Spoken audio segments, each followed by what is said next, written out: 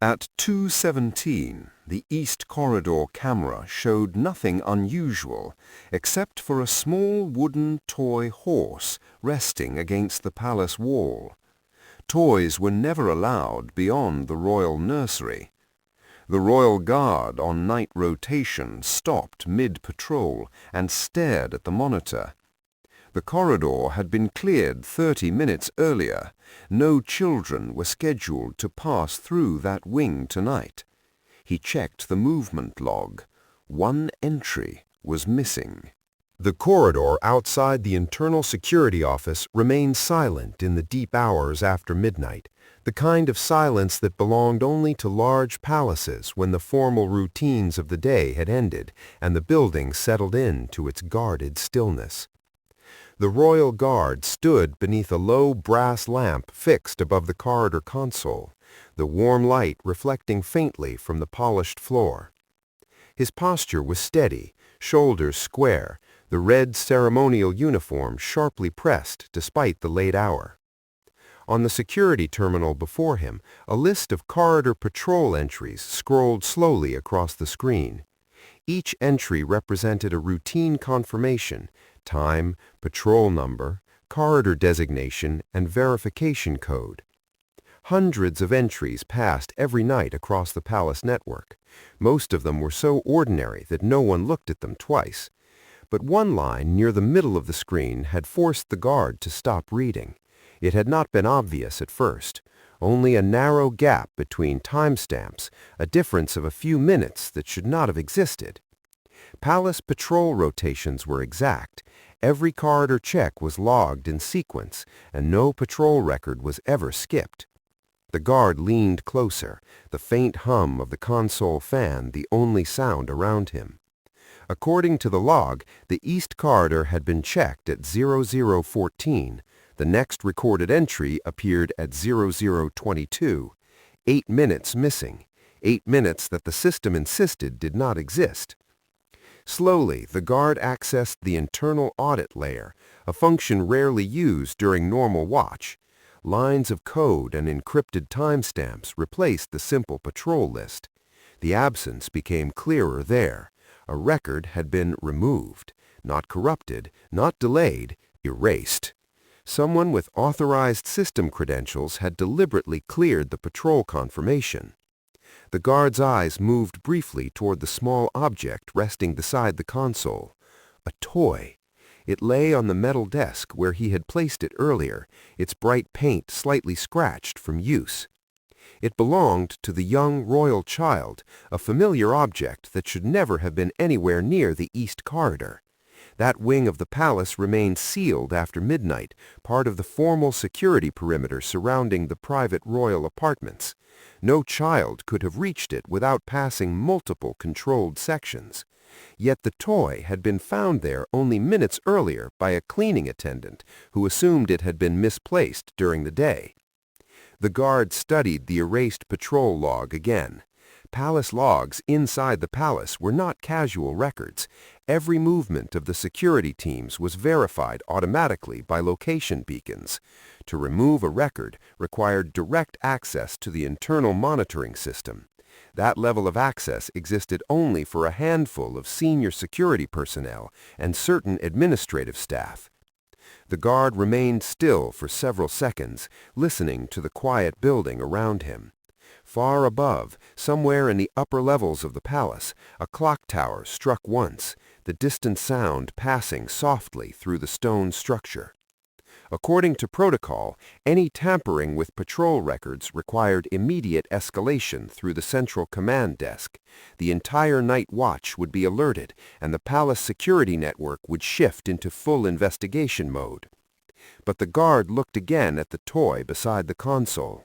If the young royal child had indeed been anywhere near that corridor during the night, the situation demanded precision. Waking the entire palace before confirming the facts could create unnecessary panic within the private residence wing. Carefully, he reached for the secondary control panel and entered a restricted command sequence known only to senior watch officers. Instead of activating the full alarm system, he triggered a limited internal security alert, a quiet flag placed across the network that marked the East Corridor WOGs for priority monitoring without broadcasting the incident across the palace. The command executed silently. On the screen, the erased patrol gap remained visible, unchanged, waiting. The royal guard stepped away from the console and lifted the small toy from the desk. Its surface felt slightly cold in his hand, the painted wood smooth from use. The object itself was harmless, a small wheeled animal, brightly colored, designed for a child's quiet amusement inside the royal residence. Yet its presence outside the sealed family wing had already disturbed the routine of the night watch. He turned it once under the desk lamp, examining it with the same attention he would give to any piece of evidence. A narrow scrape marked one side of the wheel, as though it had struck stone or metal recently. The palace floors inside the private quarters were carpeted. Only the service corridors and security hallways were finished in polished stone. He set the toy down again and glanced toward the hallway beyond the security office door. The east wing lay several corridors away, a quiet section of the palace rarely visited during the night shift. Most of the staff quarters and service routes in that direction remained locked until morning rotation. If the erased patrol record meant what it suggested, someone had moved through that corridor after midnight without leaving a trace in the official system. The guard returned his attention to the console and opened the corridor camera registry. The palace surveillance network operated differently from ordinary security systems. Cameras did not record continuously in the private wings to preserve the privacy of the royal household. Instead, they activated briefly whenever authorized movement occurred. The guard scrolled through the East Corridor registry. The system displayed the expected sequence of motion triggers earlier in the evening. Staff returning to their quarters, a patrol pass shortly before midnight, then silence. No activation appeared during the 8-minute gap in the patrol log. Whoever had erased the record either avoided the cameras entirely or possessed the ability to disable them during the same window. The guard exhaled slowly, the breath visible for a moment in the cooler air of the corridor office. A palace this large never truly slept, yet there were hours when its vast halls felt empty enough to conceal almost anything. He closed the camera registry and checked the limited alert he had activated. The system confirmed that no wider alarms had been triggered. Only his console and the central monitoring archive were aware that the East Corridor logs were under review. It was a quiet precaution, one that allowed investigation without drawing attention. For a moment, he considered contacting the command desk regardless. Official procedure favored transparency over personal judgment, but procedure also assumed that the palace security network remained intact. If someone within the staff had intentionally removed a patrol entry, broadcasting the discovery too early might warn the very one responsible. The guard picked up the toy once more and walked to the office doorway.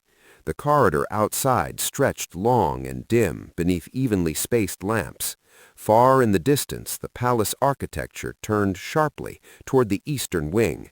Somewhere beyond that corner lay the section of hallway where the toy had been discovered. He placed the toy carefully into the inside pocket of his uniform jacket. The fabric closed around it, hiding the bright colors beneath the deep red cloth of the ceremonial coat. Without further hesitation, the guard stepped into the corridor. His boots moved quietly against the polished floor as he began walking toward the eastern wing, leaving the glowing console behind him, the erased patrol entry still waiting on the screen. The eastern wing of the palace always felt different after midnight. Even during the day, it remained quieter than most sections of the residence, used primarily for family movement between private chambers and smaller internal gardens. At night, the silence deepened, turning the long corridor into a narrow channel of dim light and polished stone. The royal guard moved through it at a measured pace, his posture unchanged, the weight of his uniform steady across his shoulders. Lamps placed along the walls cast soft amber circles across the floor, leaving wide spaces between them where shadows gathered against the high ceilings. Each step of his boots produced a controlled echo that traveled briefly ahead of him before fading into the still air. The palace heating system hummed faintly behind the walls, a low mechanical sound almost indistinguishable from the natural breathing of the building. The guard's attention remained fixed on the environment around him. Years of service had trained him to notice small irregularities in spaces most people passed without thought. Tonight, the corridor felt undisturbed. No doors stood open, no lights burned unexpectedly beneath the private chamber entrances. Everything appeared exactly as protocol required. Yet the missing patrol entry continued to press against the back of his mind like a silent warning. As he reached the midpoint of the corridor, he slowed slightly, glancing toward the small brass plates fixed beside each service doorway. These doors connected the visible halls of the palace to the hidden network of operational passages used by maintenance teams and night staff. According to palace regulations, all service access points in the East Wing were sealed electronically from midnight until the morning shift began. Only authorized maintenance supervisors could override the locks during those hours. The guard stopped near one of the doors and rested a hand lightly against the metal handle. The indicator above it glowed steady blue, confirming the seal remained intact. He moved on. The quiet returned immediately after his steps resumed. A few meters farther down the corridor, something caught his attention. At first, it appeared only as a slight interruption in the clean symmetry of the hallway, a narrow break in the straight alignment of the service doors. The guard approached slowly, his gaze narrowing as the detail came into clearer view. One of the doors stood barely open, not wide enough to reveal the passage behind it, only a thin gap separating the edge of the door from the frame. A line of cooler air slipped through the opening, brushing faintly against the guard's face. He stopped several feet away and listened. The interior of the service corridor beyond remained silent. No movement, no voices, no sound of equipment or footsteps, just the hollow stillness of an unused passage. The guard stepped closer and examined the lock panel beside the door. The electronic seal indicator was dark. That alone was unusual. If the door had been unlocked properly by an authorized override, the panel would display a green maintenance signal. Darkness meant the lock had been disengaged without the system registering the change. His hand moved carefully to the door edge. For a moment he did not open it. Instead, he listened again, letting the quiet stretch long enough to confirm that no one waited on the other side. Only after that pause did he push the door inward a few centimeters. The hinges turned smoothly, without noise. A narrow service hallway revealed itself beyond the threshold, illuminated by a single maintenance light mounted high along the ceiling. The guard stepped inside the service corridor and allowed the door to settle quietly behind him. The air in the passage felt cooler than the main hallway, carrying the faint metallic scent of pipes and electrical panels. Unlike the ceremonial sections of the palace, these corridors were designed only for function. The walls were plain concrete, interrupted occasionally by maintenance cabinets and narrow utility ladders that climbed toward hidden ceiling compartments. Overhead, exposed conduit lines ran in straight rows, casting thin shadows beneath the white maintenance light. The guard paused just inside the doorway, allowing his eyes to adjust fully to the brighter illumination. Service corridors followed a strict layout pattern throughout the palace. Each section connected to another maintenance route or ended at a controlled access point near one of the restricted residential areas. This particular passage extended forward for nearly 20 meters before turning left toward the deeper interior of the east wing. The guard moved slowly down the corridor, his boots now producing softer sounds against the rubber-lined service flooring. About halfway along the passage, he noticed the first clear sign that someone had moved through recently. Near the base of the wall, a thin line of dust had been disturbed along the edge of the floor. The mark was subtle but unmistakable. Maintenance corridors were cleaned only during scheduled intervals, leaving a light powder along unused sections overnight. Something small had passed through the dust, dragging slightly across the surface before the air currents settled again. The guard crouched carefully, studying the trail without touching it. The mark resembled the path of a wheeled object, narrow, continuous, and low to the ground. Slowly he reached into his jacket and removed the toy he had placed there earlier. Holding it just above the floor, he aligned one of its wheels beside the mark. The width matched closely enough to remove any doubt. The toy had passed through this corridor. The guard arose again and looked down the passage ahead. The dust trail continued faintly toward the left turn at the far end of the hallway. That direction led toward the inner maintenance routes bordering the royal family quarters. Under normal conditions, no unsecured object should have traveled this far through the service system. The guard advanced to the corner and paused once more before turning. The palace remained silent around him, yet the deeper he moved into the restricted passages, the more deliberate each step became. When he reached the bend and looked around it, the corridor revealed another stretch of maintenance hallway extending toward a reinforced security door at the far end.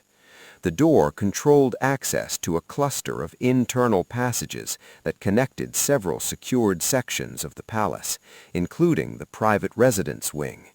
Even from a distance, the guard could see something unusual about the door. The locking mechanism panel beside it displayed no active light at all. The system appeared completely inactive, as though the door had been removed from the security network entirely. The guard remained still, the toy resting quietly in his hand. The situation had moved beyond a simple misplaced object. Someone had opened a sealed service route and disabled the access lock deeper inside the palace, and somewhere along that same route, the trail suggested that the young royal child had already passed through. The royal guard remained still at the corner of the maintenance corridor, studying the silent security door at the far end of the passage. The distance between them was not large, yet the inactive panel beside the door altered the entire atmosphere of the hallway. In a palace where every controlled access point communicated constantly with the central monitoring system, darkness on a security panel meant one thing. The door had been removed from the network deliberately. Not a malfunction, not a power fluctuation, a deliberate interruption.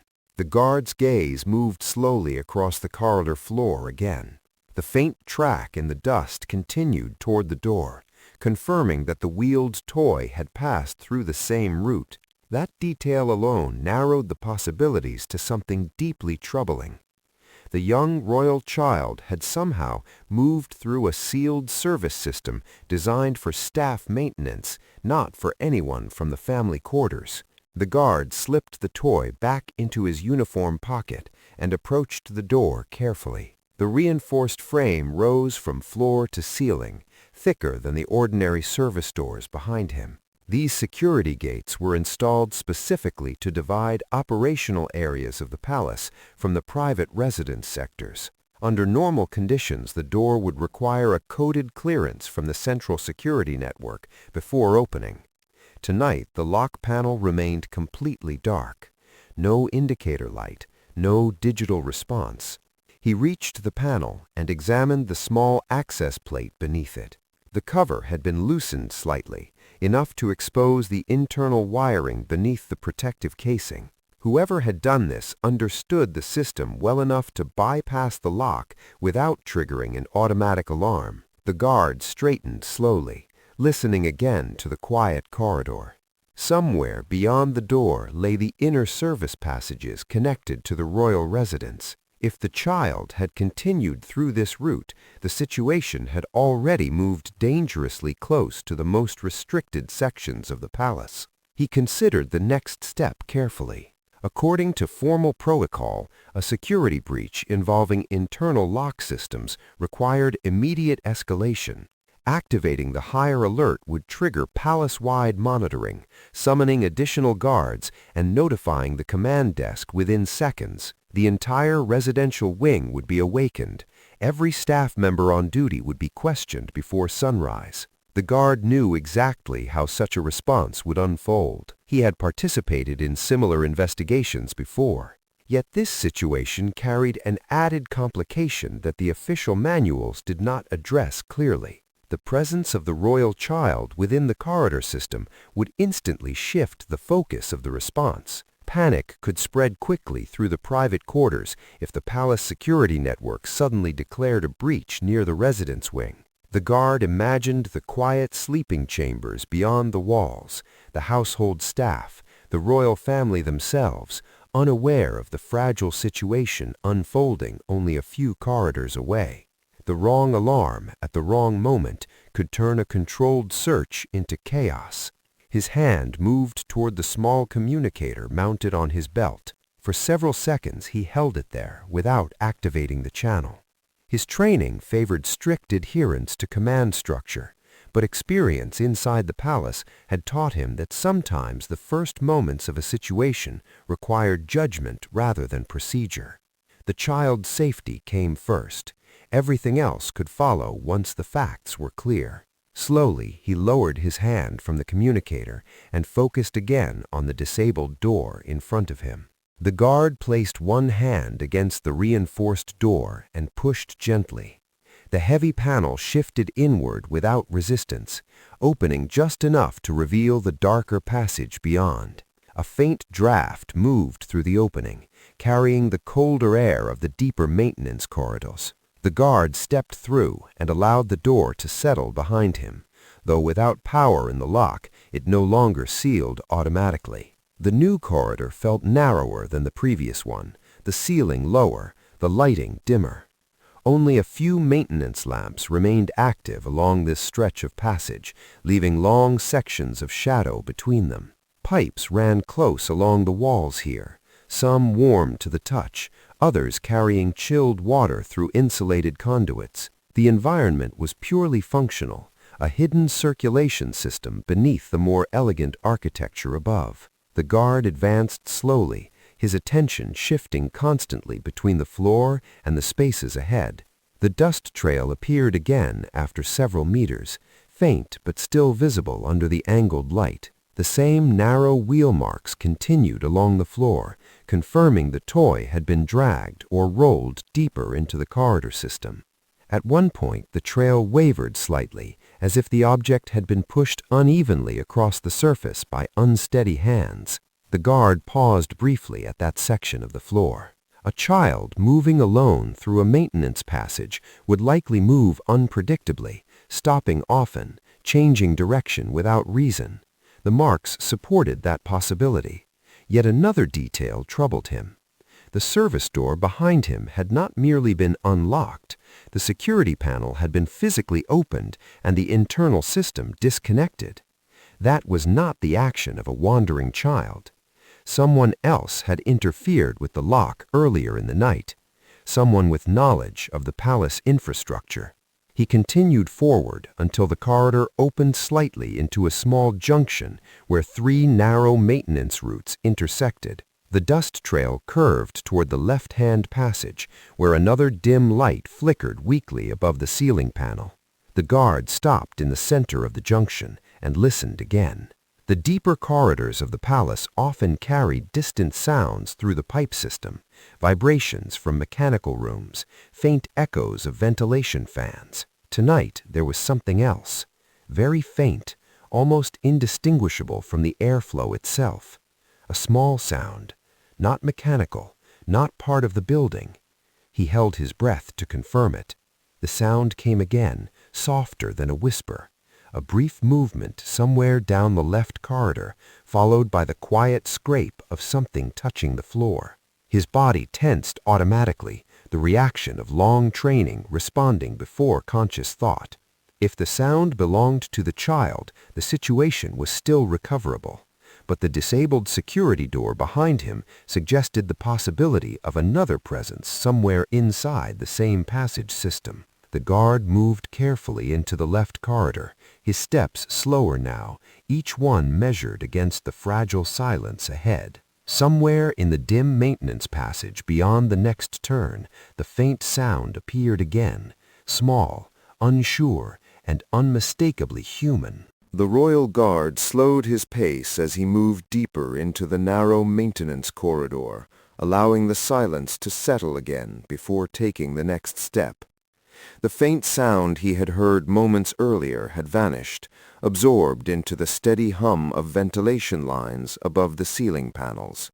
The air here felt cooler, circulating through ducts that fed the upper residential chambers. The corridor itself was barely wide enough for two people to pass comfortably. Pipes lined both walls at shoulder height, and the concrete floor carried the faint powder of dust, disturbed only by occasional maintenance crews. The guard's eyes remained fixed on the floor ahead. The thin wheel marks continued in an uneven path, drifting slightly from side to side as they moved toward the darker end of the passage. That irregular movement matched the behavior of a small child pushing a toy rather than carrying it. Every few meters the track paused briefly, as if the child had stopped before continuing again. The guard moved carefully past one of those pauses and turned the next corner slowly. A weak maintenance lamp flickered overhead, casting a pale white glow that barely reached the far end of the corridor. At first, the guard saw only shadows between the pipes and wall brackets. Then, near the base of the wall, a small shape shifted. The guard stopped immediately, his posture steady but calm. The young royal child sat on the floor beside a cluster of vertical pipes, knees drawn close to the chest. The toy, the same wheeled animal, rested a short distance away, where it had rolled against the wall. The child's hair fell loosely across the forehead, and the expression on the small face carried the unmistakable signs of confusion rather than fear. For a moment neither of them moved. The guard allowed the stillness to remain, careful not to startle the child inside the confined corridor. The palace's hidden passages could feel unfamiliar even to adults.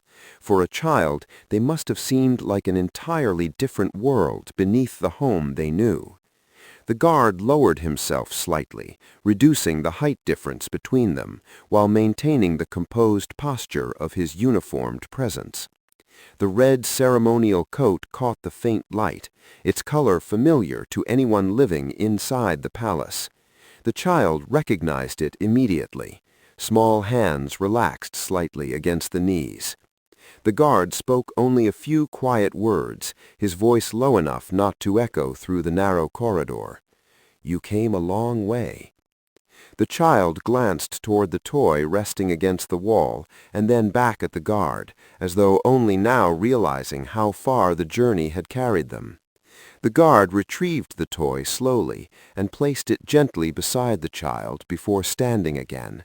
The moment of relief lasted only a few seconds before his attention returned to the corridor behind the child. Something about the environment did not match the natural path of a child wandering through unlocked doors. The passage where they now stood could only be reached by crossing the reinforced security door he had opened earlier. The guard's eyes shifted toward the control panel mounted beside a narrow maintenance hatch further down the wall. Even from this distance, he could see the cover plate had been removed, leaving the internal wiring exposed, in the same way as the security door behind him. Someone had disabled another system inside the passage. The guard's expression did not change as he studied the exposed wiring panel, but the realization settled firmly in his mind. The disabled door behind him had not been the only interference with the palace security system that night. Whoever had tampered with the first lock had also accessed this internal control point deeper inside the corridor network. The child alone could not have done that. The guard turned his attention back to the young royal child, who now held the toy again, rolling its wheels slowly across the dusty floor, as if the unfamiliar corridor had become temporarily interesting rather than frightening. The calm behavior reassured him that the child had likely wandered through the passage without encountering anyone directly. Still, the disabled panels suggested that someone had prepared this route earlier in the night. The guard stepped closer to the exposed wiring hatch and examined it briefly.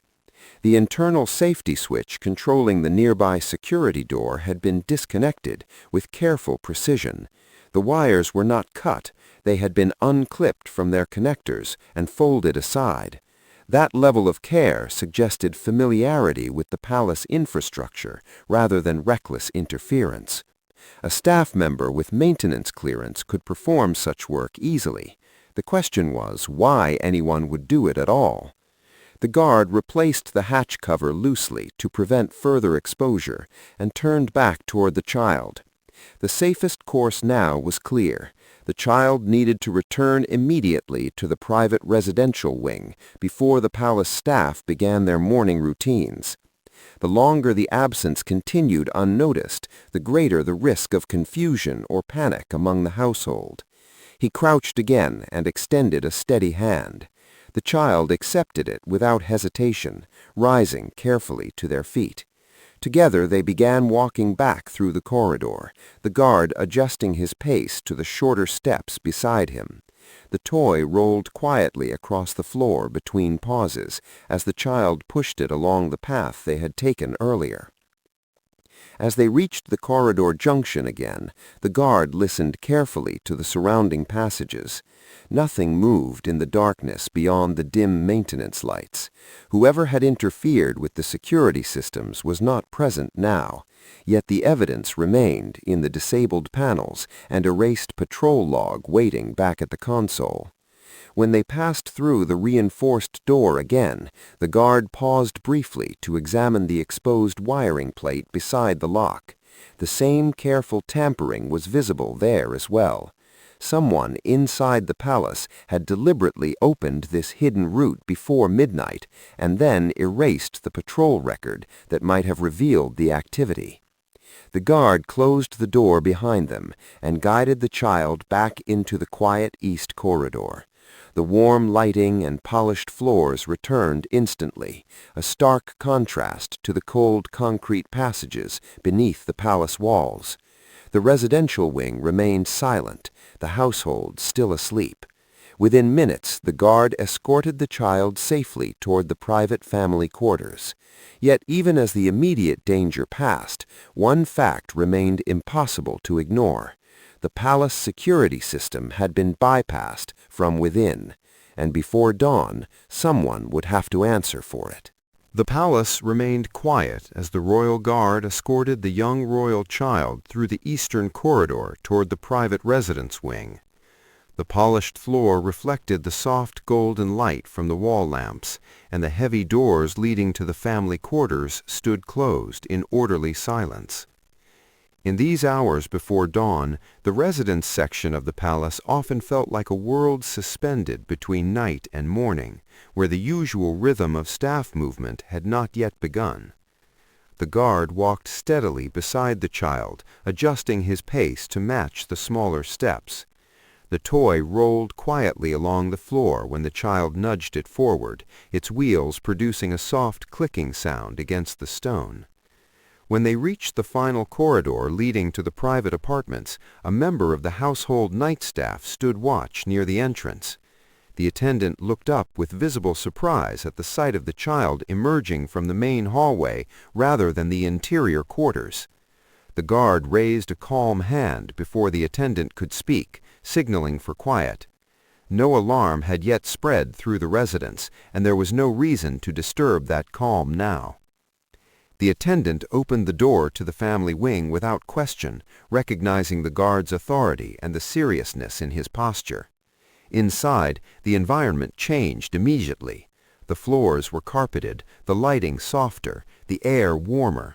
Paintings and family portraits lined the walls in place of the formal palace decor outside. The guard guided the child gently through the corridor toward the bedroom suite where the young royal normally slept. At the entrance to the room, he paused only long enough to ensure the child stepped safely inside. A nanny who had been resting in the adjacent sitting room looked up, confusion crossing her face as she saw the child appear at the doorway accompanied by a guard. Before she could ask questions, the guard spoke quietly, explaining only that the child had wandered beyond the private wing during the night, but was now safe. The explanation was brief and controlled. The nanny nodded, relief replacing the confusion as she guided the child back into the room. Within moments, the door closed again, and the quiet routine of the private residence returned. The guard remained in the hallway for several seconds, ensuring no disturbance spread through the family quarters. Only after confirming the calm had returned did he turn away and begin walking back toward the outer corridors of the palace. The eastern wing appeared unchanged from when he had left it earlier. Lamps glowed steadily along the walls, and the distant silence of the building continued uninterrupted. Yet the situation had already shifted beyond the quiet investigation he had conducted alone. By triggering the limited internal security alert earlier, the guard had created a digital record inside the palace monitoring system. The erased patrol entry, the disabled lock panel, and the unusual corridor access would now appear in the early morning system audit performed by the Central Command Desk. There would be questions.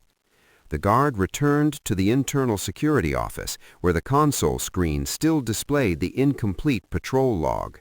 The 8-minute gap remained highlighted inside the system archive. He accessed the report interface and began compiling the details of the incident exactly as they had occurred. The discovery of the toy, the erased patrol record, the unsecured service door, the disabled security wiring, and the recovery of the young royal child from the maintenance passage. The report required careful accuracy. Within the palace, written records carried significant weight. By the time the guard finished entering the final details, faint gray light had begun to filter through the high windows of the corridor outside. Dawn had arrived, and with it came the inevitable consequence of the quiet alert he had triggered hours earlier. The council chamber inside the palace rarely saw activity before sunrise, yet the message requesting the guard's presence had arrived only minutes after the morning security audit began. The king had requested an immediate briefing. When the guard entered the chamber, the room was illuminated by tall windows where early daylight spilled across the long wooden table at the center. The king stood near the far end of the room, still dressed in the simple dark clothing often worn before formal duties began. A few senior palace officials stood nearby, the chief security advisor and the head of the royal household staff. The atmosphere inside the chamber was calm but serious. The guard approached the table and came to a precise halt, his posture straight, hands behind his back. No one spoke for a moment. The king studied him briefly before giving a quiet nod that signaled the report could begin. The guard presented the events exactly as they had occurred during the night. He described the discovery of the toy in the East Corridor, the missing patrol entry in the security logs, and the limited alert he had activated to investigate the irregularity without disturbing the residence wing. He explained how the service door had been found partially open, how the security lock had been disconnected from the monitoring system, and how the maintenance passage beyond it had revealed the trail leading to the young royal child. The room remained silent while he spoke. When he finished describing the recovery of the child and the return to the private quarters, the king asked only one question. "The lock panels," the king said evenly. "You believe they were disabled intentionally?" The guard answered without hesitation. The wiring had been removed carefully, not damaged. The patrol log entry had been erased using authorized system credentials. Both actions required knowledge of the palace security infrastructure. The chief security advisor shifted slightly at the table, absorbing the implications of the statement. The king walked slowly along the edge of the table and looked toward the tall windows where the early daylight had grown stronger. Inside the palace walls, security breaches were rare events. When they occurred, they almost always involved external threats or accidental procedural failures. But the details of the guards' report suggested something different. Someone inside the palace staff had deliberately bypassed internal security controls during the night. The king turned back toward the table, his expression calm but indisputably firm. Then the investigation begins immediately. No raised voice, no dramatic gesture, just a clear decision delivered in the quiet chamber. The erased patrol record, the disabled security door, and the hidden passage beneath the palace had already revealed one undeniable fact. The threat had not come from outside the palace walls. It had come from within.